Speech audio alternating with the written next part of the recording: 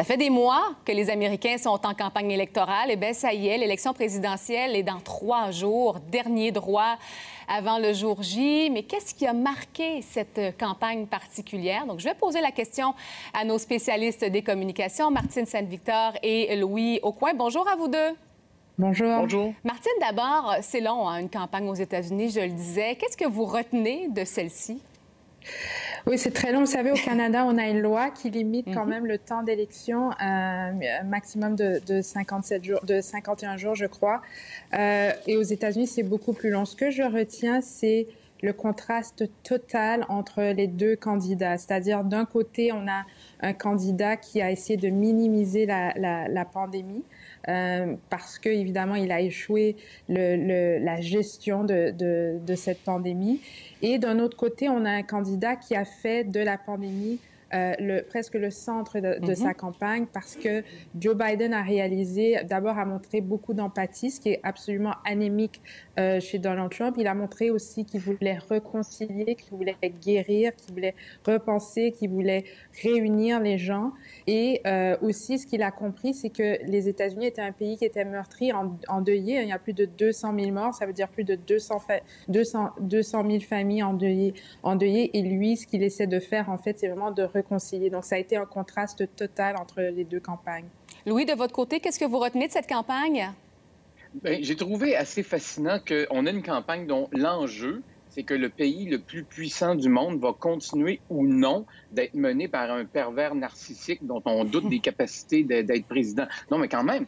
Et on pourrait s'attendre à une stratégie de communication, des stratégies assez innovatrices, des luttes extraordinaire et on n'a pas eu ça. On pouvait penser qu'on assistait à une course de Formule 1, puis on était plutôt dans une course de pédalo. Donc, pas de grands revirements, pas de grandes collisions. Donc, et des stratégies assez classiques. Donc, moi, je me serais attendu à beaucoup d'innovation dans cette campagne-là. Malheureusement, c'est pas ça qu'on a vu et la campagne a été beaucoup définie par les éléments externes. Évidemment, la pandémie, mais aussi les tensions raciales qui ont pris beaucoup de place. Et il semble pas que les stratèges de campagne avaient nécessairement le contrôle de leur campagne, ont plutôt dû composer avec les éléments externes. Donc ça demeure un référendum sur Donald Trump, mais on n'aura pas une révolution dans le monde des communications comme on a déjà vu dans le passé. Est-ce qu'il y a quand même eu des bons coups, Louis, chez les républicains d'abord? Bien, je vais vous dire mon bon coup. Je ne me ferai pas d'amis ce matin, mais je pense que c'est Donald Trump et son retour de l'hôpital. La vidéo qu'il a lancée, le message était très fort. L'archétype de l'homme fort. La façon de le faire et de le démontrer, là. La façon de le faire, oui, certainement. Puis la cohésion aussi qu'il y a dans son message et surtout la façon de rattraper une situation qui aurait pu être désastreuse pour sa campagne. Donc, moi, je donne une étoile dans son cahier. Et pour les démocrates, ce serait quoi le meilleur coup, Louis? Pour les démocrates, je pense que je dirais le choix de Kamala Harris. On sort peut-être de la stratégie de communication. Vous savez, le choix de la codiciaire, ça fait partie de la stratégie de communication. Donc, c'est de loin, je pense, c'est nécessaire parce que Joe Biden a besoin de démontrer une chose dans sa campagne, de passer le message qu'il est capable d'assumer la présidence malgré son grand âge, etc.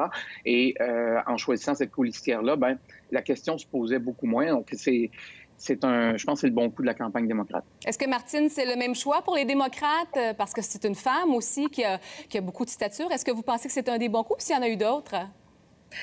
En fait, moi, j'attribue le meilleur coup des démocrates à d'anciens républicains. Je pense que le Lincoln Project est un groupe d'action formé d'anciens républicains qui ont produit de la publicité très forte. Probablement les publicités les plus efficaces de la campagne a été un des meilleurs coups des démocrates.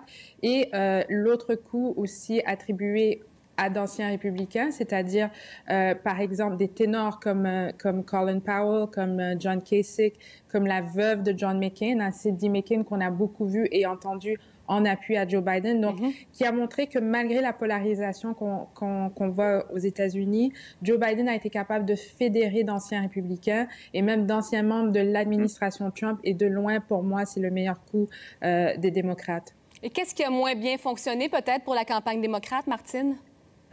De mon côté, en fait, pour reparler de Kamala Harris, je pense qu'au début, on a perdu beaucoup de temps côté communication. Lorsqu'on a annoncé Kamala Harris, on a perdu beaucoup de temps à essayer de trouver le footing, d'essayer de trouver quel angle on allait mettre de l'avant depuis le début. Ce qu'on aurait dû mettre de l'avant, c'est sa compétence et sa jeunesse, si on veut, puisque l'âge de Biden, l'âge de Trump sont des enjeux.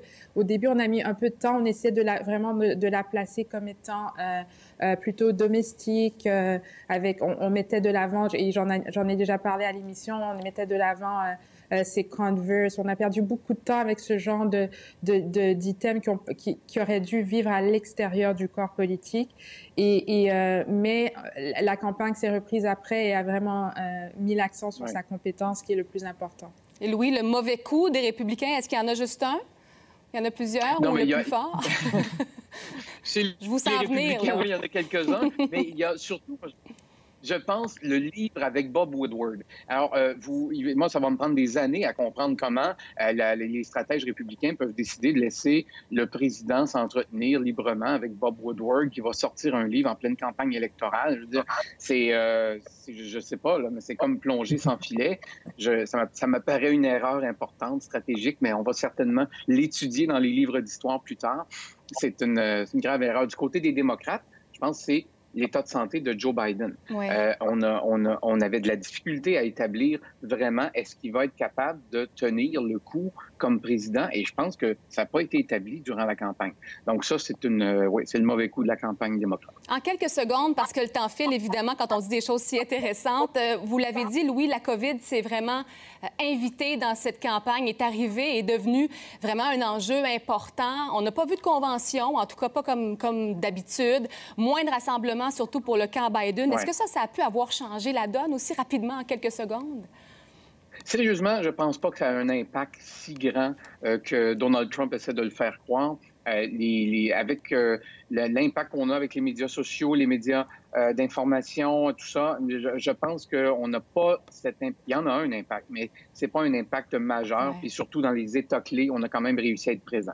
Alors, il reste 3 jours, bien sûr, à cette campagne que je le disais, longue, comme toutes les campagnes américaines. Vous restez là, mais je pense qu'on va inviter nos téléspectateurs à être là aussi mardi soir parce qu'il y aura émission spéciale sur ICI RDI, tout d'abord, animée par Patrice Roy, dès 18h, avec des analystes, des reporters sur le terrain. Et ICI Télé va se joindre à ICI RDI à 23h.